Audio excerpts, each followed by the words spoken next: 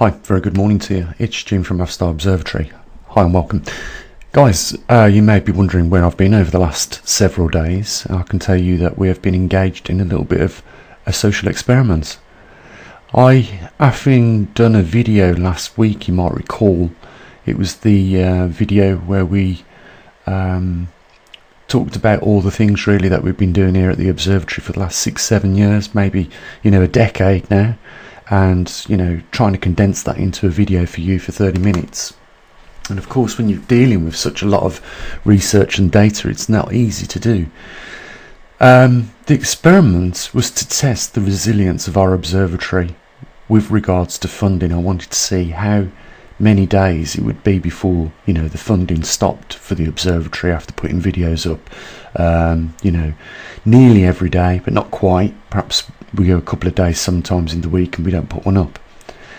And it's quite shocking. In fact, I don't think we would last a single month, if it wasn't people donating to us. As you guys know, we do things a little bit different here at the observatory. We've got our own equipment, and that's why you can look at things like this today, the Earth Alpha at a glance. But the important thing here is, guys, is not only do we do our own research here by collecting the data, and we've got another superstar coming online over the next 3 days. Michael in Colombia will be having a link up on Skype and getting his magnetometer all up and set and running. If we don't maintain in simplest of forms a certain level of income for this observatory, we're just not going to be able to continue doing it. That's the bottom line, and this last week has proved that the funding dries up as soon as the videos stop going up on YouTube. I just want to remind people that we're in a very vulnerable time at this moment, not just because of what is going on with the Earth's magnetic field, or the grand solar minimum, or the returning back to a glacial period, but for a lot of other reasons that are having a knock-on effect of those anomalies we've just mentioned. One of those you might recall that we talked about is the levels of water shifting around our planet. And you will know this, guys, that it is in the nature of human beings to be very greedy. So when you have corporations like Coca-Cola coming into cities like Mexico City and digging a borehole so they can extract water out the Sartre at 190 meters deep, you know that their pipe will go down much deeper than anybody else's. Now they're facing a real issue now, just like in a lot of states in America or California. People are removing their grass lawns and swapping them over to artificial grass. It's not just that the gardens that are going a bit more yellower because of the lack of water that they are allowed to use in some states. It's the human behaviour that is related behind this. Like I said, Mexico City do in fact have a Coca-Cola company that extract millions of gallons of water every day, and at the same time they're doing that, local residents are having to buy their water by the bowser, by the gallon, and store it in their house because simply the water has stopped dripping out of their taps or flowing from them taps. And we're seeing a change on the global scale of the water tables or the water levels, and it is caused through a few things. You don't need to really be a scientist to work it all out. You could just be an amateur researcher and put the pieces together.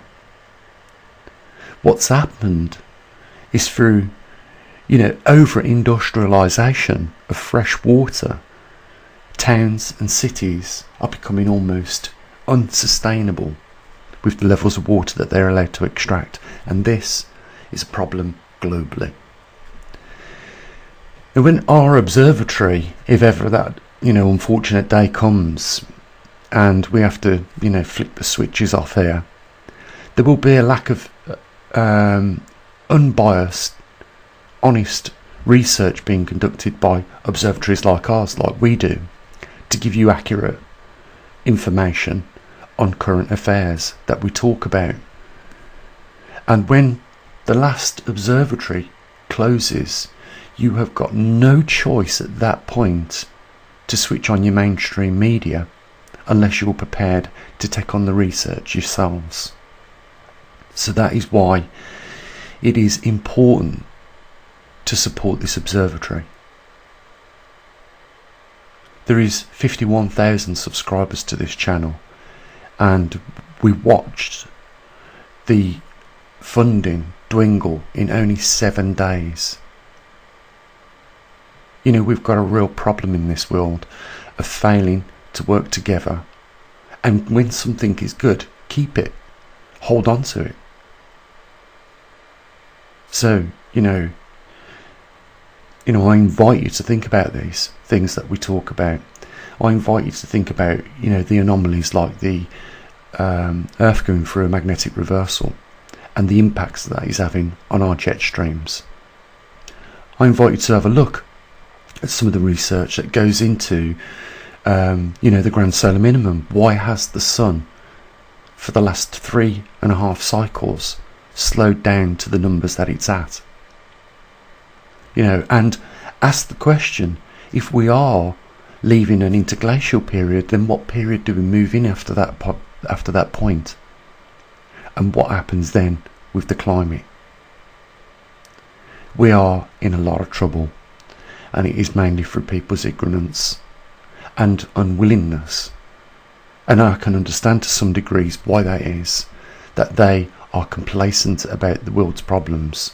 And there are some of these things that they could do themselves and do something about it. But they are too complacent to sit back and just watch it all take place, fall apart.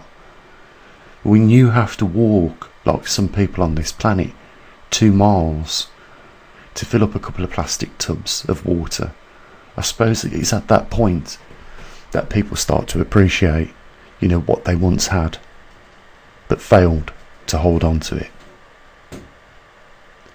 Our water is shifting because the industrial processes that we are using today, and on top of that, our ever increasing and expanding population in this world.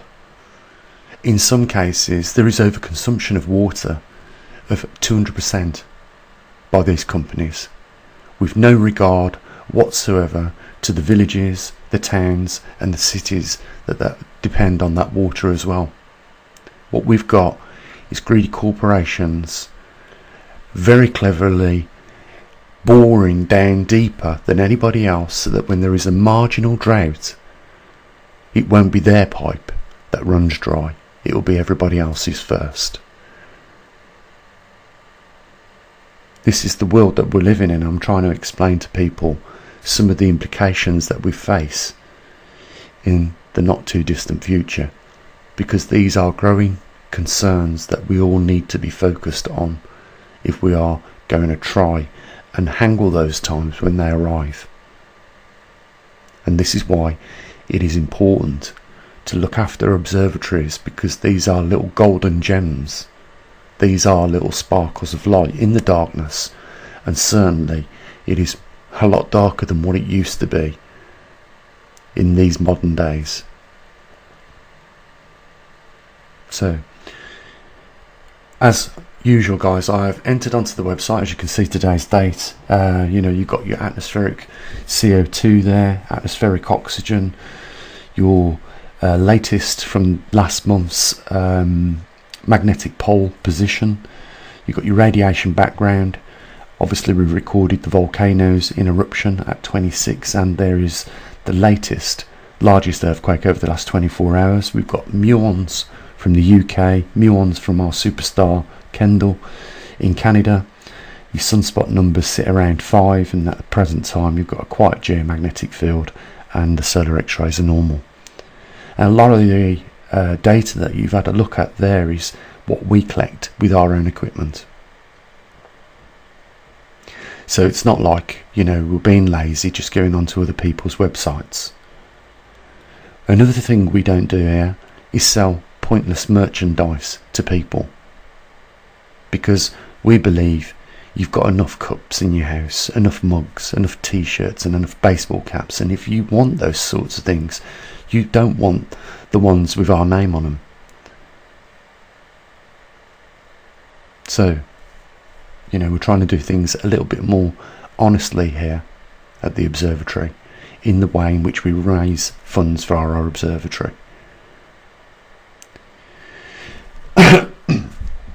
So guys, I just wanted to have a little think about that. What we witnessed in the last 7 days here was pretty shocking, and the outlook, if it continued like that, would be probably 30 days max.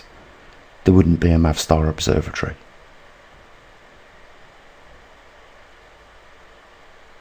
Guys, it's good to be back. We'll have a couple of videos over the next few days for you. Hopefully we can do something about getting this back on track with regards to raising a little bit of funds. And look, we don't have to raise millions here. I've cut all the fat off this observatory so it can operate on a little bit of funding, but it does need a bit of funding at the end of the day. I'm wishing you and your family and loved ones a very good day, and I'll say what I usually do. There's a link down there if you want to help support us. As always, bye for now.